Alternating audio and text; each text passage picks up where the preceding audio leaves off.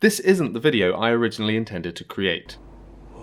I was ready to tear this film to pieces, but then I read an article with Matrix Resurrections writer-director Lana Wachowski, which completely changed my view on this movie, and maybe it's going to change yours too. Let me tell you how I got to this point. When I left the cinema after watching Matrix Regurgitations, I was so mad. I was mad at the filmmaker, the cast, the crew. I'm putting you on my list of enemies. But mainly I was mad at myself. Mad that nearly 20 years on I hadn't learnt my lesson. See, I was so hyped for Matrix Reloaded back in 2003. However, like a fat bully sitting on your chest in the playground, the crushing weight of disappointment took a long time to leave me. And I know in the run-up to Matrix reiterations, a lot of the internet was saying, well, actually, if you rewatch the second and third films, you'll see there's a lot of interesting themes interweaved through. No, shut up. I watched Reloaded and Revelation in the run-up to the new film, and you know what new insight I got? None. They are long, boring, introspective, pseudo-psychological poopy pants.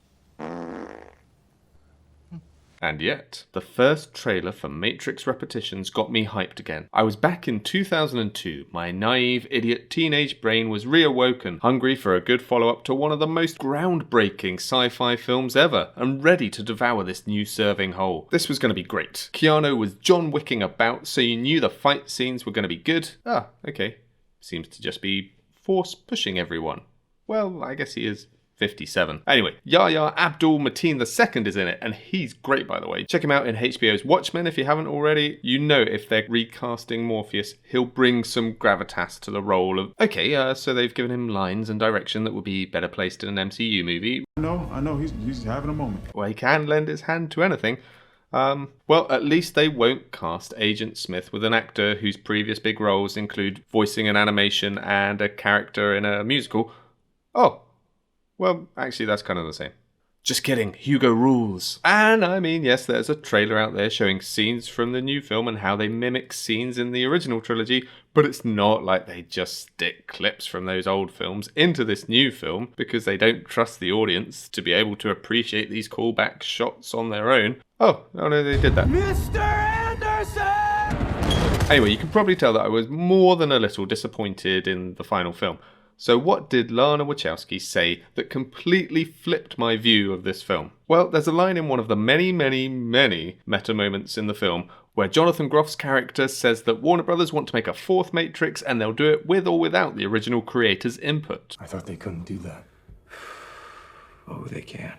To be honest, I'm kind of surprised that Warner Brothers even gave the Wachowskis an option. I mean, since the first Matrix, their output has been in steady critical and box office decline, but hey, they did. And then Lana Wachowski made this film, which initially I thought was a big old F you to Warner Brothers, just full of over-the-top meta commentary, way too many heavy-handed nostalgia-induced references, and the worst of the blockbuster tropes of the last decade all mashed up together. All as a way to make Warner Brothers regret ever resurrecting the property which she kind of wish had laid dormant. But now I don't think that's the case. See, in an interview with media outlet IndieWire, Lana talks about the difficulties her and her sibling Lily faced transitioning and how both her parents and a close friend died within a 5-week period around a similar time. It was also during that time that Warner Brothers approached Lana about the Matrix sequel. Now, Lily was apparently not in the headspace to take on a project like this, understandably, but for Lana, after so much change and loss, she was given an opportunity to work with the characters she loved, with actors she knew, and in her own words, I couldn't have my mum and dad. Yet suddenly I had Neo and Trinity, arguably the two most important characters in my life. It was immediately comforting to have these two characters alive again.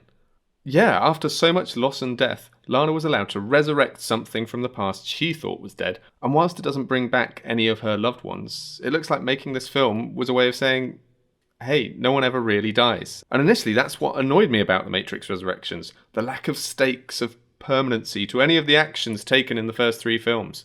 But now I get it, and maybe people should lay off Matrix Resurrections a bit. I know I'm going to from now on. Hey, thanks so much for watching. Really hope you enjoyed the video.